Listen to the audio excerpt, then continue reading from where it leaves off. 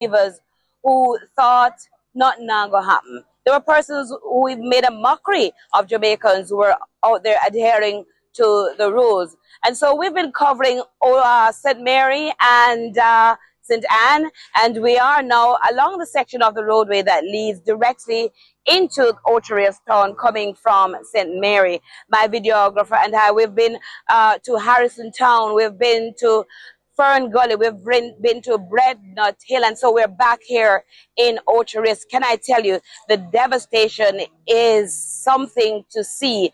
The images speak for themselves. As you can see behind us, there are persons trying to clear the passageway to allow vehicles to go through. We actually saw some community folks doing their civic duty, which is quite commendable. They were actually getting hands on and doing some of the work themselves. Persons were saying to me, we need to come up to our area. Everybody has something to say. Everybody has a story. This November 29th it is. I can hardly remember the day, but it is the 29th. We have seen roofs literally lifted up. We've seen them actually also from other parishes. But can I tell you, Ocherius, St. Anne, it's a lot of downed trees, especially along this area. I can remember I used to say it reminds me of Fern Gully because of the way the trees were literally kissing from both sides of the street. Well, I can tell you, lot of the trees are down right now. Kirk, if you can turn the camera to this side, look at the roots there. It can tell you, it tells a story. It tells you of how strong the winds were, because this is an old tree. Most of these trees would have been, well, planted from the nursery stage, and so this was uprooted by Melissa. Melissa is now on her way, we think, to Cuba. You know, the sun has been struggling. The battle in the skies continue. The sun trying to make its way out. We did see a little peep of it here and there. It is trying desperately to win that battle. Until we go to another location, Curlin Brown and Kirk Hall here reporting for CVM News. In the meantime, opposition leader Mark Golding says hurricane relief should not be political. Mr. Golding says help must be given fairly and based on need, adding the opposition is ready to assist with recovery efforts. Well, I had reached out to the Prime Minister on Saturday morning about allowing MPs to be in a position to respond proactively in the aftermath of the storm in terms of people's dire needs. And he then invited us to a meeting which we had on Saturday at around midday. And in the course of the discussions in that meeting, you know, the points were made how critical it is that we avoid any kind of partisan or tribalistic approach to the distribution of relief to people who are in need. And that is our biggest concern.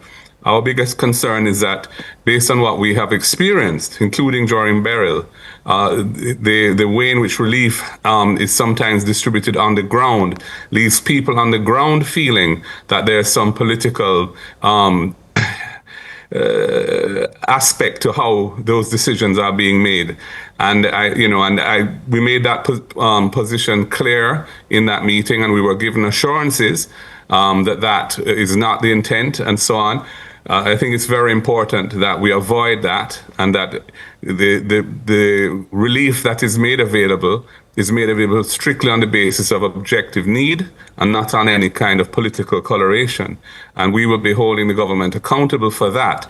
But overall, we expressed full cooperation. This is Jamaica that's facing this tragedy, this disaster. It's not JLP or PNP. Everybody is impacted, some terribly, some not so badly, but we're all in it together.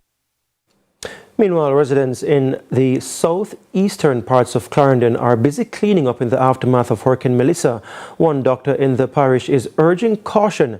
The medical practitioner warns that stagnant water could lead to an increase in mosquito-borne illnesses and that residents should avoid using contaminated water sources. He's also advising communities near wetlands to be on the lookout for crocodiles that may have been displaced by floodwaters.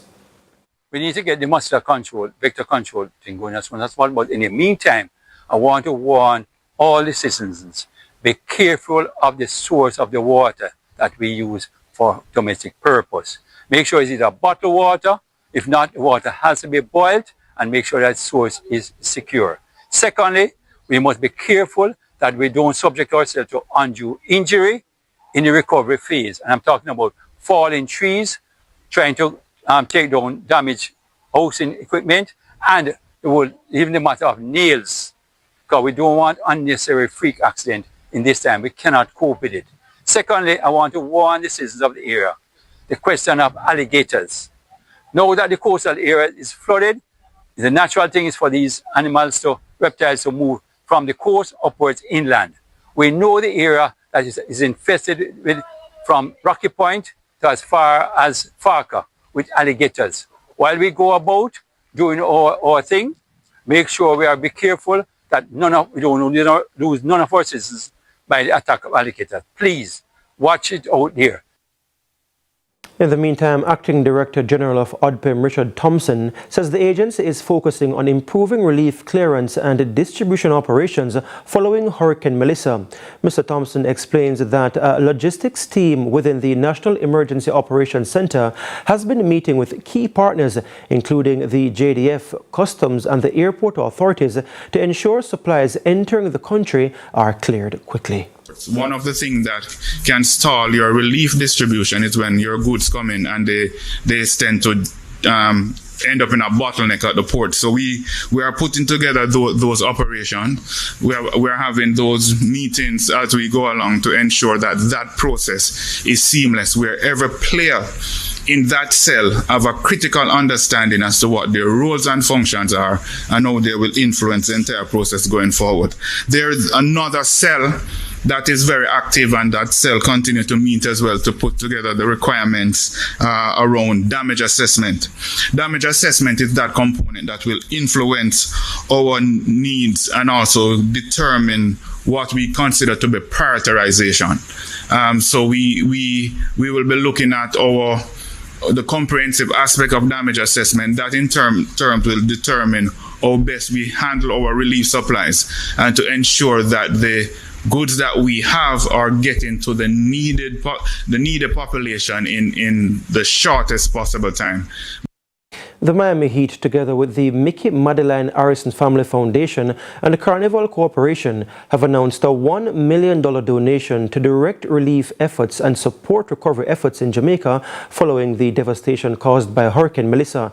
Direct Relief is an international humanitarian aid organization that provides essential medical assistance to communities affected by poverty and disasters. Carnival Corporation CEO Josh Weinstein said that the company's connection to Jamaica runs deep. The Heat's involvement also carries a personal connection to the island. Norman Powell, who joined the Miami Heat earlier this year, has Jamaican roots through his parents, who are both from the island. Powell has often spoken proudly about his heritage, crediting his family's Jamaican values of resilience and hard work for shaping his mindset both on and off the court. Direct Relief has already prepared 100 field medic packages, each stocked with first aid and triage supplies for deployment to affected areas. The organization has also shared its full medical inventory list with Jamaica's Ministry of Health and stands ready to provide additional medicines and supplies as needed. And thank you for making it CVM TV your choice as we continue to track Hurricane Melissa, the aftermath, here on CVM TV. Join us later on at 7 o'clock for CVM's News at 7, where we will have more and more comprehensive reports coming from all across Jamaica. I'm Giovanni Dennis. Thanks for watching.